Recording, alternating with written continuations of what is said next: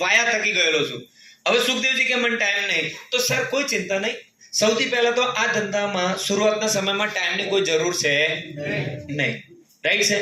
પહેલા તો આપણે શીખવાનું છે. રાઈટ છે? બીજા નંબરમાં કે સર ટાઈમની અંદર તો એવું છે કે આજે દાખલા તરીકે કોઈ પણ વ્યક્તિ કોઈ પણ કામકાજ કરે.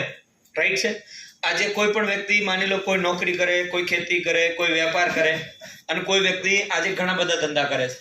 તો સર સુખદેવજી એમાં એવું છે કે ટાઈમનો સવાલ છે ત્યાં સુધી એવું છે કે તમારે કરવું છે, પણ ખાલી પ્રોબ્લેમ એક જ છે, સમય નથી. રાઈટ છે? પણ હું એમ કહું કે આમાં સમયની જરૂર નહીં તો રાઈટ છે. તમારો જોબનો ટાઈમ શું સાહેબ? સવારથી 7 વાગ્યા સુધી, સાંજે 7 વાગ્યા સુધી. તો 7 વાગ્યા પછી ચલો 1 કલાક જમવાનું તમારો થતો હશે, જમવાનું ફ્રેશ થવાનું. 8 વાગ્યા પછી તમે શું કરો છો? પછી એના પછી ફ્રી મોબાઈલ જોઈએ કે ટીવી જોઈએ. Okay, very good.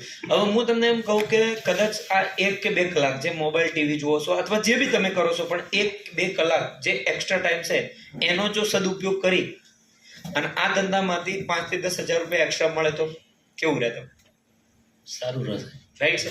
પણ સૌથી પહેલા એના માટે તમારે શીખવાનું ચાલુ કરવું પડશે. રાઈટ છે? કારણ કે આ ધંધામાં ટાઈમની જરૂર ઓછી છે, પણ થોડુંક શીખવામાં ટાઈમ આપવું પડે.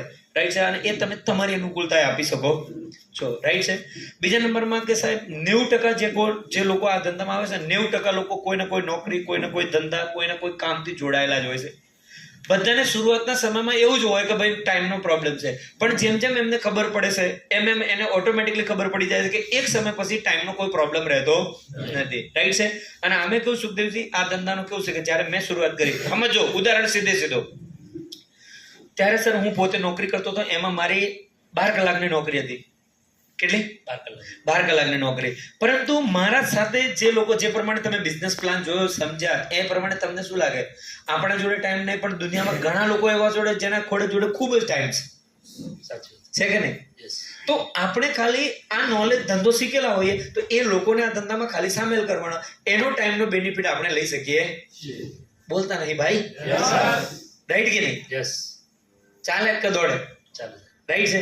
ઓકે. બીજા નંબરની વાત કે રહી વાત ટાઈમ નહીં, તો સાહેબ આજે માની લો કે આપણે 20-25 હજાર રૂપિયા, તમે કીધું કે જે પ્રમાણે તમારું સેલેરી છે, હેલો, 20 થી 25 હજાર રૂપિયા જે તમારું સેલેરી છે, તો 20,000 માટે તમે કેટલા કલાક આપો છો? 8 થી 10. 8 થી 10. 2 કલાક આલવાથી બીજા 10 એડ થતા હોય તો સાહેબ ખરેખર આપવા જોઈએ કે ના આપવા? આપવા જોઈએ. હે?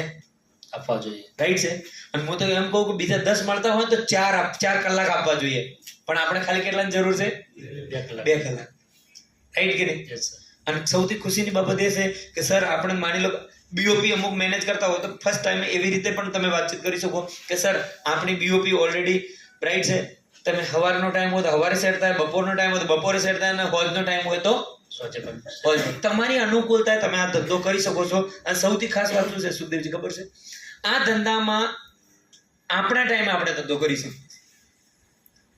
રાઈટ કે નહીં? અને રહી વાત બીજી ટાઈમની, અને સૌથી સહેલી વાત તો એ બી છે સાહેબ કે આજે દાખલા તરીકે ધંધો કરવા માટે તો સમય જરૂર પડે, ટીમ મોટી થાય, ઇન્કમ મોટી થાય. દાખલા તરીકે 10,000 ની જગ્યાએ 15,000 આવે, 20,000 આવે, 25,000 આવે, તો પછી તમારી દ્રષ્ટિએ શું ટાઈમ આપવો જોઈએ કે ના આપવું જોઈએ? આપવો જોઈએ.